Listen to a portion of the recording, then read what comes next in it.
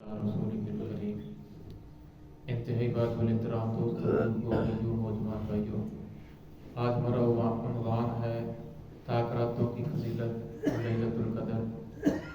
رمضان المبارک میں، پورے رمضان المبارک میں آخری عشرہ بہت زیادہ اہمیت اور فضیلت کا حامل ہے۔ پھر آخری عشرے کے اندر جو 5 تاک راتیں ہیں وہ بہت زیادہ فضیلت کی اہمیت کی حامل ہیں۔ اس کی ایک وجہ تو یہ ہے کہ اس کے اندر اللہ رب العزت نے ایک رات کو رکھا ہے جس کو 1000 مہینوں سے افضل قرار دیا کہ وہ 1000 مہینوں سے بھی بڑھ کر ہے۔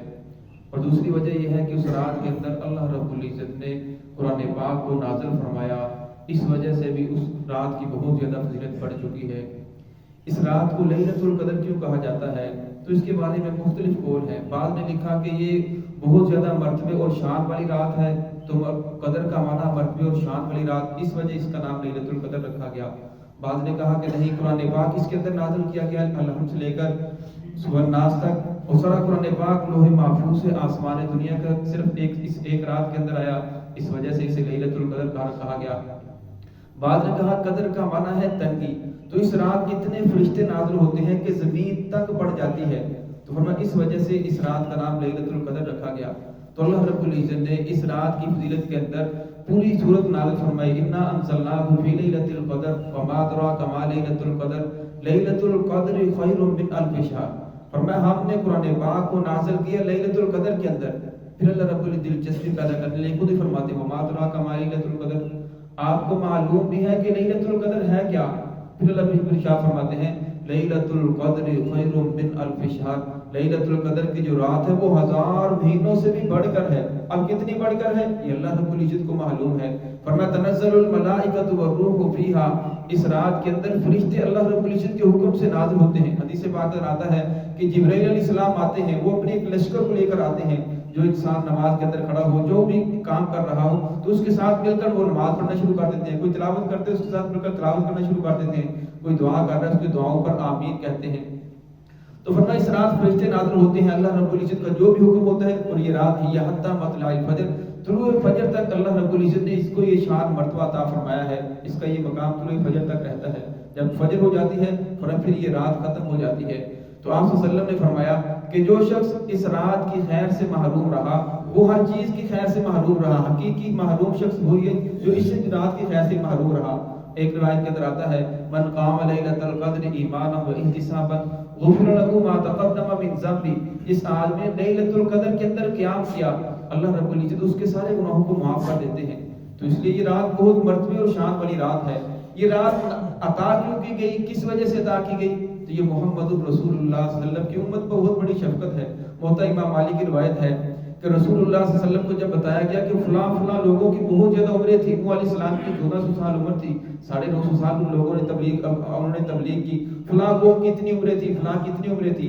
تو رسول اللہ صلی اللہ علیہ وسلم نے ان عمروں کو دیکھا اور اپنی امت کی عمروں کو دیکھا، تو سوچا کہ میری امت اگر ان کی برابری کرنا بھی چاہے تو کر نہیں سکتی کیونکہ ان کی عمریں کم ہیں۔ پھر اللہ رب العزت کے دربار میں ہاتھ پھیلا کے دعا مانگے کہ الہ العالمین میری امت کی تو عمریں بہت زیادہ کم ہیں، اگر یہ ان کا برابری کرنا بھی چاہے تو کر نہیں سکتے۔ تو فرمایا پھر اللہ رب العزت نے یہ پوری سورت نازل فرمائی اور یہ رات عطا فرمائی۔ حدیث پاک میں آتا ہے، امام جلال الدین سیوطی رحمۃ اللہ علیہ سے انس رضی اللہ عنہ سے روایت نقل کرتے ہیں کہ اللہ رب العزت نے یہ شان مرتبہ فضیلت والی رات صرف میری امت کو عطا فرمائی ہے، پہلی کسی امت کو یہ شرف حاصل نہیں ہوا، بلکہ یہ فضیلت صرف اس امت کو اللہ رب العزت نے عطا فرمائی۔ تو اس لیے بھی یہ جو آخری عشرہ ہے، یہ 5 تاک راتیں ہیں، یہ بہت زیادہ اہمیت اور فضیلت کی حامل ہیں۔ اور ہمیں ان کی علامات میں سے حدیث پاک میں بہت ساری علامتیں ذکر کی۔ ایک علامت یہ ہے کہ رات معتدل ہوگی، نہ زیادہ گرم ہوگی نہ زیادہ ٹھنڈی ہوگی، اور صبح کو جب سورج طلوع ہوگا تو بغیر شعاؤں کے ہوگا، یعنی گول ٹکیا کی طرح سورج طلوع ہوگا۔ اور فرمایا یہ نہیں ہو سکتا کہ ایک علاقے کے اندر ایسا ہو دوسرے کے اندر ایسا نہ ہو۔ فرمایا یہ رات بدلتی رہتی ہے، علاقے کے اعتبار سے بھی، دنوں کے اعتبار سے بھی، 21 کو بھی ہو سکتی ہے، 25 کو بھی ہو سکتی ہے، 23 کو بھی ہو سکتی ہے، 27 کو بھی ہو سکتی ہے۔ ہر سال کے اعتبار سے، علاقے کے اعتبار سے علماء فرماتے ہیں یہ رات تبدیل ہوتی رہتی ہے۔ تو اس لیے اس رات کی بہت زیادہ اہمیت کی فضیلت کی حامل ہے۔ حضرت عائشہ صدیقہ رضی اللہ عنہا نے پوچھا یا رسول اللہ اگر مجھے یہ رات مل جائے تو میں کون سی دعا کروں، مجھے پتہ چل جائے کہ یہ رات شب قدر کی رات ہے؟ تو آپ صلی اللہ علیہ وسلم فرمایا عائشہ پھر تم یہ دعا کرو اللہم انک عفو کریم تحب العفو فاعف عنی، اے اللہ تو کریم ہے، تو معاف کرنے والا ہے اور معافی کو پسند کرتا ہے، لہذا مجھے معاف فرما دے۔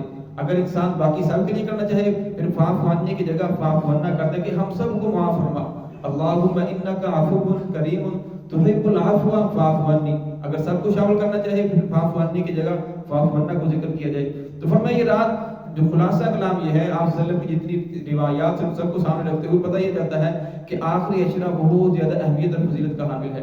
پھر آخری عشرے کے اندر جو 5 طاق راتیں ہیں یہ تو بہت زیادہ اہمیت اور فضیلت کی حامل ہے، یہ نچوڑ ہے اس کا۔ فرمایا ایک ایک لمحہ بھی ضائع نہیں جانا چاہیے، انسان کو کوشش کرنی چاہیے یہ جو آخری عشرہ شروع ہو رہا ہے 5 نمازوں کو جماعت سے پڑھنے کا اہتمام کرے، تراویح کو جماعت سے پڑھنے کا اہتمام کرے، اور اسی طرح رات کا جو طاق راتوں کا ایک بڑا حصہ اللہ رب العزت کی عبادت کے اندر گزارنے کی کوشش کرے، قرآن پاک کی تلاوت کرے، ذکر کرے، درود پاک پڑھے، ہو سکے تو کچھ نہ کچھ حسب توفیق صدقہ خیرات کرے، اور فرمایا اپنے لیے دعائیں کرے، پوری امت کے لیے دعائیں کرے۔ آج پوری امت مسائب اور پریشانیوں کے اندر جکڑی ہوئی ہے، طرح طرح کی مصیبتوں کے اندر جکڑی ہوئی ہے۔ جو لوگ سوشل میڈیا کے ساتھ متصل ہیں وہ ہر نئی خبر، ہر نئی پریشانی دن بدن نئی پریشانی جنم لیتی ہے، ایک پریشانی ختم نہیں ہوتی۔ جس طرح صلی اللہ علیہ وسلم کی حدیث ہے کہ قرب قیامت کے دن فتنے اس طرح آئیں گے کہ جس طرح تسبیح کا دھاگا ٹوٹ جائے تو من کے دانے جو ہے بے در پہ گرتے ہیں، فرمایا اس طرح قرب قیامت کے دن فتنے آئیں گے، ایک لوگ اس سے نمٹ کے دوسرا آ جائے گا، اس سے نمٹ کھٹ کے دوسرا آ جائے گا۔